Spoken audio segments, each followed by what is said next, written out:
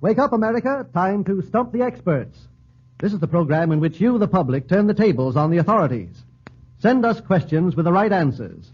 4 experts guarantee to answer them correctly or pay you $5 for every question that's too much for them. Each question accepted wins you $2. You can win, therefore, as much as $7 per question if you're lucky and information pleases not. Our master of ceremonies is Clifton Fadiman, literary critic of the New Yorker magazine. Mr. Fadiman. Thank you, Mr. Cross. Good evening, everybody. May I introduce the 4 gigantic brains who will meet all comers tonight?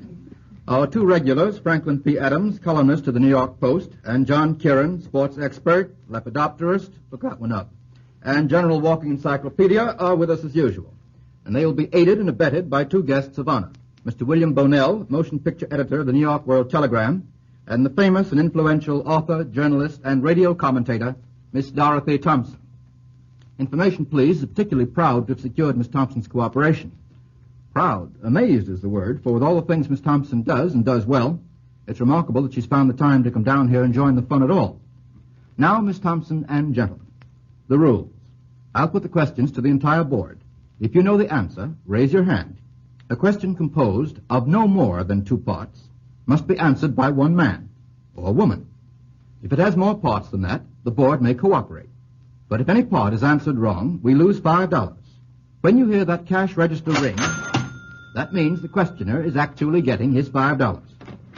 Finally, ladies and gentlemen, remember that information, please, is unrehearsed, unprepared, happy-go-lucky, fancy-free, and enough adjectives, we're off. The first question comes from Mr. Eddie Bayer of Miami, Florida. You're asked to finish 4 of the 5 following Joe Miller gags. For example, could any of you finish this one? Who was that lady I saw you with last night? Seen you with. Seen you, I beg your pardon. Seen you is correct or incorrect, as you choose. What would the answer be, Mr. Adams? There are 2 answers. One is, that was no lady, that was my wife. The other is, that was no lady, that was your wife. I have to pass either one of them. Well, now, Miss Thompson and gentlemen, you understand the idea of this question. 1, why does a chicken cross the road? Volunteers. Miss Thompson. Get to the other side. That's correct. 2, why do firemen wear red suspenders? Mr. Kieran. To keep their trousers up. Very good. Pants would be equally acceptable, Mr. Kieran. 3, do short skirts make women look shorter? Mr. Kieran. No, but they make men look longer. That's right. All right, see if you can get this one. Hey, the garbage man is outside. Hey, the garbage man is outside. Mr. Kieran. Tell him we don't want any. That's right. That's 4 out of 5. And 5, have an accident? Have an accident? Tough one, eh? Mr. Kieran. No, I always travel this way. That isn't the one I have down here. Well, no, I made thanks, all I mine just up, had so one. I don't know. No, thanks, I just had one. Well, we had 4.5 out of 5 about, with Mr. Kieran coming in nobly. I wonder whether any of you know who Joe Miller was, by the way. I have a little information on Joe Miller. This is off the record. Mr. Adams. He wrote a jest book, none of which things that you read was in there. Well, have you got that jest book in front of you? No, but I have it at home. I'd be glad to go home and get it. No, you can't go home now. Now that you're here, you have to stay here. Actually, Mr. Adams, that may be true. I'm not sure that all of these gags were in the original Joe Miller jest book. You were wrong in one particular. He didn't compose that jest book. It was a compilation. Yes, it was composed just a year after his death. And it is a solemn fact, Mr. Adams, that tonight, or at least this year, marks the 200th anniversary of the death of Joe Miller. He comes to me out like a bolt from the blue. Yes, seems only yesterday, doesn't it? He died in 1738. And a year after he died, somebody collected a book of his jests, and they called it Joe Miller's Jest Book. And humorists have been using that jest book ever since, haven't they, Mr. Adams? Yes, without much success. 2. From G.S. Ransom of Guilderland, New York. You're asked to answer the following questions. There are 3 of them. 1. Who became a World Series star by making an unassisted triple play? Mr. Kieran. Billy Wamsgans in the series of 1920 played second base for Cleveland. If you want further details, I can supply them. Yes. I'm sure you can. Or consult your daily paper. How do you spell Wambsgans? Wambsgans. Pretty good, pretty good. Perfect. 2. Name the pitcher who won 3 games from the Philadelphia Athletics in a World Series, shutting them out in all 3 games. Mr. Bonnell. Christy Mathewson. That's correct. What series was it? Do you remember the year? Miss Kieran? 1905. That's right. Pretty good, Mr. Bonnell. 3. What team upset all pre-series predictions by winning 4 straight from a wonder team? Mr. Kieran. The Boston Braves of 1914. Over what team? Over the Philadelphia Athletics of 1914 on the $100,000 infield. Very good. Can't catch Mr. Kieran on baseball. Now, Mr. Kieran, just for the benefit of the people who are listening in this evening, who's going to win the World Series? Well, I'll take a wild chance. I always believe in going for the underdog, and I will pick the Yankees. Pick the Yankees. All right. Special tip to our listeners. 3. From Mary Ronay of Highland Park, Michigan. What imaginary character lived in each of the following places? 1. La Mancha. What imaginary character lived in La Mancha? Mr. Kieran. Don Quixote. Correct. 2. Grand Pré. That's Grand space Pre. Miss Thompson. Evangeline. That's correct. 3. Dunsinane. Dunsinane? Mr. Kieran? Well, that's in Macbeth. Yes, and Macbeth was in Dunsinane, too. Yeah. 4. Salem. Mr. Kieran? Witches. You know, that's perfectly correct. If there ever was were imaginary characters, witches are they. How's that for a sentence? But I'd like to get a specific imaginary character who lived in Salem. Mr. Bonnell. I don't know a name. The girl who had the scarlet First cross. name was Hester. Hester Prynne. Yes, Prynne. among the 3 of them, Miss Thompson, Mr. Adams, Mr. Bonnell, they got Hester Prynne. That's correct. 5. Van Buren, Arkansas. Van Buren, Arkansas. Van Buren, Arkansas. Very simple. Very simple.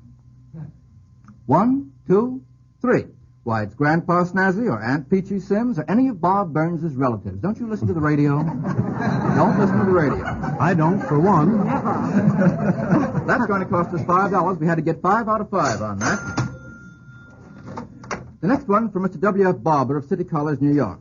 Name the doctrines or treaties which were intended to advance the cause of peace and which were sponsored by the following American Secretaries of State. Now, I'll repeat that again. Name the doctrines or treaties intended to advance the cause of peace. You remember peace, don't you, gentlemen, and Miss Thompson? And sponsored by the following American Secretaries of State. 1. Hughes. Hughes. You have to get 3 out of 4 on this. 4 altogether. Hughes. If you don't know the name of the treaty or doctrine and can describe it reasonably well, I'll accept that, being in a very good-natured mood this evening. Mr. Bonnell. I think it's the World Court. No, that would not be correct. At least to my knowledge, which is not so good. Neither is mine. The answer is the Washington Arms Conference, which negotiated the naval disarmament of 1921-22. Would that be right, Miss Thompson and gentlemen? Right. Yes. Thank you. That was, I'm afraid, a little beyond us. 2, Wait. Kellogg. Oh. Miss Thompson. Pact of Paris. Kellogg Yeah. Briand Peace Pact. That's quite correct. That still seems like a pretty good idea, that peace pact, doesn't it, Miss Thompson? No. Well, it was in its day. Stimson. Secretary of State Stimson. Ex-Secretary of State Stimson. He ought to be shifted to Secretary of War so that I could pronounce his name. Stimson? He sponsored. I beg pardon, Miss Thompson? I don't know what it was called. He sponsored the Hoover disarmament program. It's presented League. That might be correct, Miss Thompson. I wouldn't dare contradict you, as a matter of fact, but what I have down here is the non-recognition doctrine, the refusal to recognize any land acquired by force of arms. Correct. That would be applied particularly, and was applied to what land especially? Manchuria, wasn't it? Manchuria, Ethiopia. Yes. 2 I don't know down. what to do with Austria. No. 4, Hull. Secretary of State Hull. Miss Reciprocal Thompson. trade treaty. Yes, the reciprocal trade pacts. 2 out of 4 on that, and I'm afraid that's going to cost us $5. That was a tough one. Very clever question for Mr. Barber. The next question for Mr. W.D. Galloway, Jr. of St. Paul, Minnesota. You're asked to name the movies in which the following domestic servants had a prominent part. 1. A butler who was a tramp. A butler who was a tramp. Movie in which there was a butler who was a tramp. Have to get 3 out of 4 on this. With Mr. Bonnell. Would the name of the actor do? Who was it? Brian Ahern. I don't know. I haven't got that down here. Maybe it's correct. I'm afraid I have to get the name of the motion picture. Miss Thompson, you looked as if you had the name of the motion picture right at the end of your tongue. No, I have a vague idea about it, that it had Theodora or something like that in it. No, I don't remember it, no. We might come to that one. No, My Man Godfrey is the answer. Now we have to get the next 3 correct. My Man Godfrey. Tramp, My Man Godfrey. He wasn't a tramp? Is he a tramp? Would you call him a tramp? He wasn't a butler, but I wouldn't call him a tramp. Well, that's very decent No, of you, I- Miss Thompson. Would you call him a tramp, Mr. Bonnell? You're a He was motion forgotten picture editor. man. You've forgotten. He was a forgotten man. Well, down here he's listed as a tramp. Well, over here he was the forgotten man. They're ganging up on me this evening. Let's see if you can get the next 3 out of 3 correct. A maid who was of royal blood. Miss Thompson. Tavares. Tavares, yes. And beautifully pronounced, Miss Thompson, may I say. 3, a chauffeur who was an author. A chauffeur who was an author. Miss Thompson. Merrily we roll along or live or Not something. quite. Live, yes, live. Merrily we live. You got it. And 4, a gardener who was an artist. A gardener who was an artist. A gardener who was an artist. You almost had it before, Miss Thompson.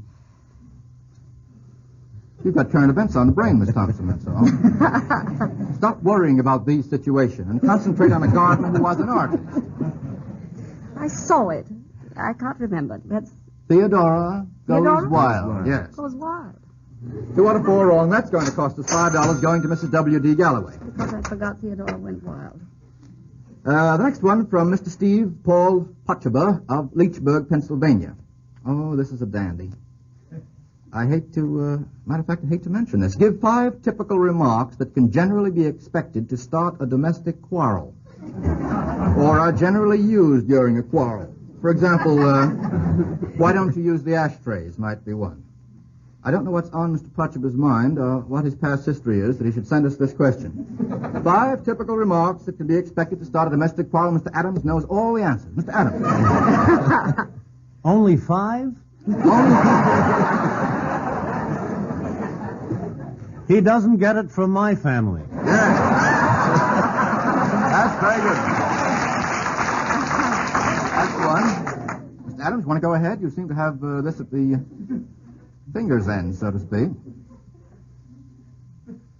That's just like you. That's very good. I feel angry already. Are the rest of you married or unmarried? What are you concealing, Mr. Kieran?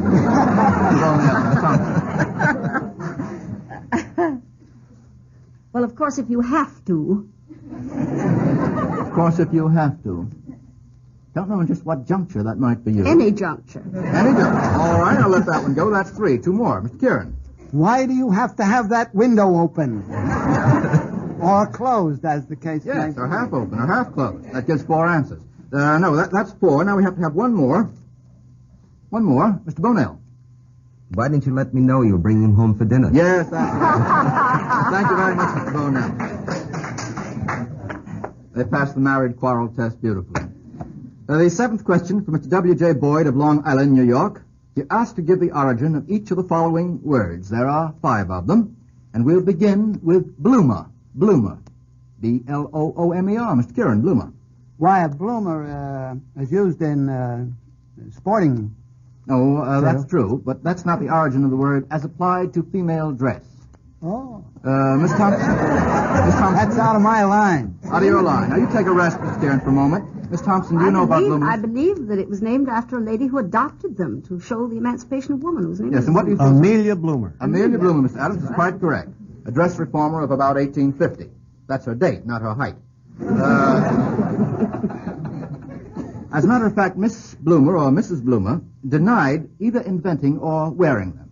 But she has been portrayed in many encyclopedias and dictionaries as wearing them. That's an outrage. It is an outrage. Yes, I think the whole thing ought to be stopped, or at least shortened. Has been. 2, sandwich. Sandwich. Mr. Adams. Invented by Lord Sandwich. It wasn't a lord. What's better than a lord? Earl. Earl, yes. That's No correct. charge. Thank you very much, Mr. Adams and Mr. Kieran. 3, guillotine. Guillotine, Mr. Kieran. Dr. Guillotine invented the machine that was named after him. At least he got credit for it. Yes, he suggested it. Pretty suggestion. 4, In order to humanize execution. yes, in order to humanize execution. It's You worked hardly beautifully, feel hasn't the it, Mr. shock. Thompson? 4, Van Dyke. Van Dyke. Mr. Kieran? Well, because Van Dyke painted so many portraits with that type of beard on, it was current in those Yes. days by the Van Dyke beard. That's quite correct. Well, how would you describe the beard? You do it with a gesture like that. Yes, but that doesn't help our radio audience in the least. Well, it's, you might, French call it the barbe de sous officier. Well, will that makes do? everything perfectly clear. Perfectly all right. And 5, gerrymander. Gerrymander. Gerrymander. Mr. Kieran? Well, do you want it, Frank? All You right, can Adams. have it. You can have it, baby. Do you like it, Mr. Adams? Do you like gerrymander? It was a change of voting precincts, and I think invented by Mr. Gary, Of what state? Massachusetts. That's quite correct. How did you get the mander part of it? This is the hard part. I don't have to know everything. Still, it helps. It helps. We're only supposed to get 4 out of 5 on that, so that gives us an okay on each of the following words. But I am now going to tell you how gerrymander came about. Elbridge Gerry was the governor of Massachusetts, divided the state into districts in order to allow himself to get a plurality of votes. He rearranged them, and he made a little map of the division of those districts. And the map looked like a salamander. And a friend of his put Gerry and salamander together and left out the sala, and he called that gerrymander. Now, isn't that educational? Mighty cute. I thought you'd like it. The next one from Mrs. L.G. Conrad. We were asked to identify the historical backgrounds of the following movies. There are 5 altogether. 1, Of Human Hearts, the backgrounds of human hearts. Mr. Bonnell? It was the Civil War. Yes. 2, The Buccaneer. The period of Lafitte. The period of Lafitte, about when was that, Mr. Bonnell? About 1812. Just exactly right. 3, The Pursuit of Happiness, or I guess it was called just Pursuit of Happiness, wasn't it? That was the Revolution. The American Revolution. 4, Lloyds of London.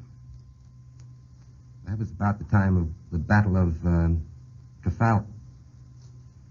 Well, Nelson. during what wars? During what wars? The Napoleonic. Napoleonic Wars. Thank you, Miss Thompson and Mr. Bonnell. And 5, The Informer. The Informer. Mr. Kieran. The Irish Rebellion of about 1916, I should Yes, say. 1916 is exactly correct. Mr. Bonnell, have you any theory to account for this flood of historical movies that we've been having during the last 3 or 4 years? Absolutely none. No theory. Nothing to be done theory. about it. Mr. Kieran, maybe you have one. The recent rains drove a lot of people indoors. That probably is. To date, information pleases announces a loss of $15, which is neither good nor bad, just so-so. The next question from Miss Catherine Van Dye of Newark, New Jersey. You're asked to mention 5 foods that have a personal name in them. For example, Charlotte Roos. Charlotte Roos would have Charlotte as a personal name. Let's see if we can get 5 of them. Oh, they're all up. Every hand up. Ladies first, Miss Thompson. Chateaubriand. Chateaubriand, very good. A steak named after a famous author. Mr. Kieran, that's 1. Johnny Cake, not named after me. Johnny Cake, not named after Mr. Kieran. That's 2. Mr. Adams. Brown Betty. Brown Betty, not named after Mr. Adams. Very good. That's 3. 2 more. Oh, I can think of the whole crowd of them. Bismarck Herring, for 1. Napoleons. Yes, Napoleons. There are Very 4. good, too. That's an ad. Not allowed. One more. One more. How about rhubarb? Don't like that. All right. How about asparagus? Don't like that either. How about artichoke? Don't like that either. One more. I know one that has the name of one of my favorite moving picture actresses in it. Mr. Adams? Patty. Patty. Named after Patty? After a singer. Oh, after Adelina Patty. Adelina Patty. I don't know about that one. Don't think I'll let that one go. Crepe Suzette. Crepe Suzette named after? Suzette. Yes, or maybe grape. I don't know. That would do. Sure. Gingerbread was one I was thinking of, undoubtedly named after Ginger Rogers.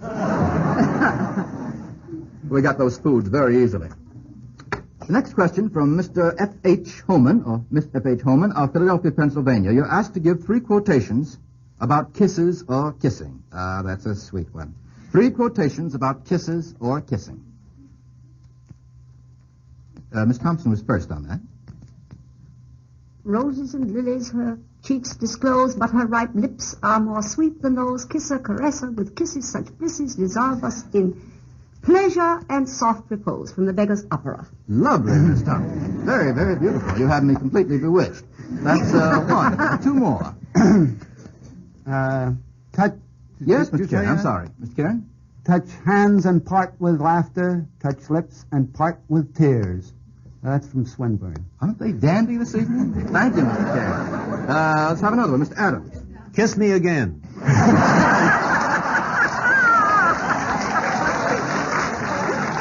All right. I can think of several others that we might have mentioned.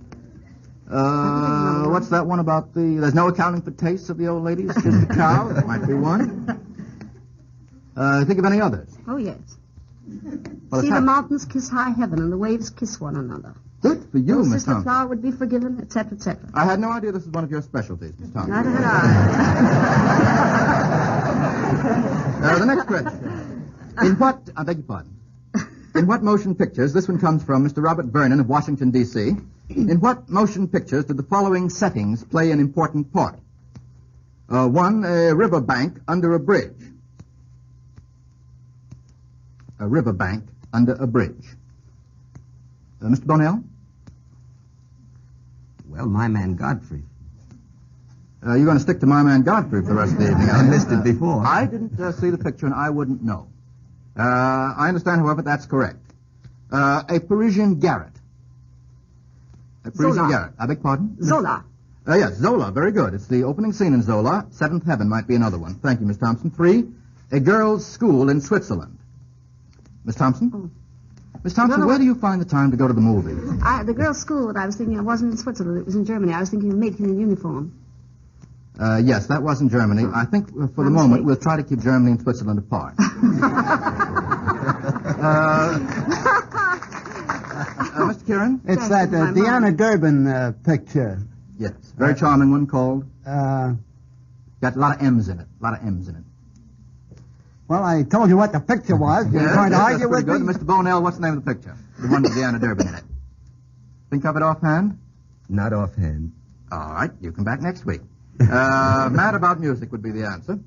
Gasoline station in the Southwest. Following setting, Mr. Kieran? Petrified Forest. Very good. And 5, a barge. B-A-R-G-E, a barge.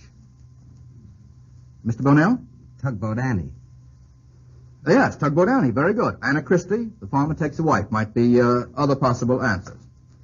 Now you're asked to name 4 books. Mrs. E.G. Reed of Germantown, Philadelphia, Pennsylvania, wants to know whether you can name 4 books that have a metal in their titles, such as Brass by Charles G. Norris. A metal. 4 books.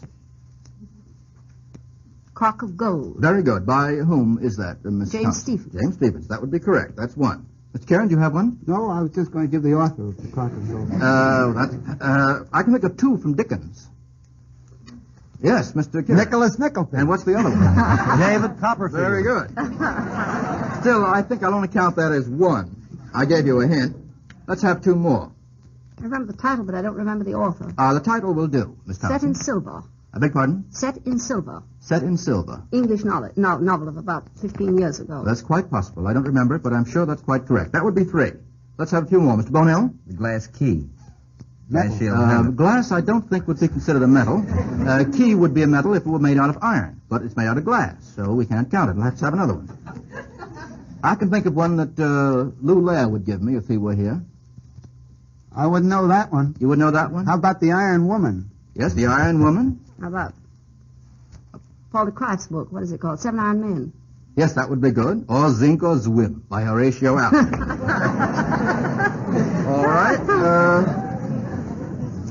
This one from Mr. Harry Bricker of Chicago, Illinois. You're asked to name literary works in which each of the following athletic contests occur. Combine athletics and literature. 1, baseball. Name a literary work in which there's a game of baseball. Mr. Kieran. The Boy Grew Older by Haywood Broom. Would that be right, Mr. Adams? Thanks, Mr. Kieran, Mr. Adams. All right, The Boy Grew Older by Haywood Broom. The Sunfield by Haywood Broom. Well, now, which is it? The Sunfield. Almost anything by Haywood Broom. Yes, almost any column by Haywood Broom. I think The Sunfield is the one we were all thinking of. Elmer the Great would be another, perhaps. Any of the books by Ralph Barbour might be used also. 2, boxing. Boxing. Mr. Adams. Cashel Byron's Profession. Yes, by what famous boxer? G.B. Shaw. That's quite correct, yes. 3, fencing. Fencing. Mr. Kieran. The Three Musketeers by Dumas Père. Yes, it's very good. And 4, a trotting race. A trotting race. Famous old American classic. Mr. Adams? The One-Horse Shay. Was there a trotting race in the one-horse shay? There was a trotter, of course, but did the one-horse shay race with any other one-horse shay? Was it shay against shay, or He was on his way to church. I beg pardon? He was on his way to church. On his way to church, Mr. Kieran. I'm afraid I can't allow that. There wasn't a real trotting race in the one-horse shay. But there is a famous American classic, a novel, in which a trotting race is one of the main events. Think of it. That 1, Roman story. 2, 3. All right, I'll take that. Let's have it. Ben-Hur. All right, Mr. Adams. Thank you very much. Mr. Kieran and Mr. Adams working together beautifully tonight. 5, wrestling. Wrestling. Wrestling. Think of any one in which there's any wrestling. Wrestling. Wrestling. Lorna Doone. Is there a wrestling match in London? Yes, there is. John Ridd. John Ridd, strong yes. man. The story of Laocoon in Virgil's Aeneid, I think it is. He wrestles with snakes, doesn't he? Yes, he does. You can see it in plaster of Paris and any shop on 6th Avenue. Thanks so much. And in the Holy Very Bible. good. Or And as in the you Holy like. Bible. I beg pardon? And in the Holy Bible, Jacob wrestled with God. Yes, with the angel. You see, all these things come back to you if you only wait long enough. Well, I'm afraid that's all we'll have time for this evening. We've lost, it seems, only $15. And next Tuesday evening, the experts are going to consist of Mr. Adams and Mr. Kieran and Mr. Oscar Levant, the musical expert. And our guest of honor, I am very proud to say, will be that famous and beloved star of stage and screen, Miss Lillian Gish. And now, Mr. Cross, will you take the mic and remind our audience of the rules once more? Information, please, thanks you and asks you next Tuesday evening at the same time to come again. Thank you, Mr. Fadiman. We meet again next week at 8:30 for another Battle of the Public versus the Experts. Please send us questions, any number of them, with the correct answers. And don't get worried if our editorial staff changes or edits your question slightly. Remember, $2 per question for every question used and an additional 5 spot if the board flops on it. All questions become the property of Information Please. Send them to Information Please, the National Broadcasting Company, Radio City,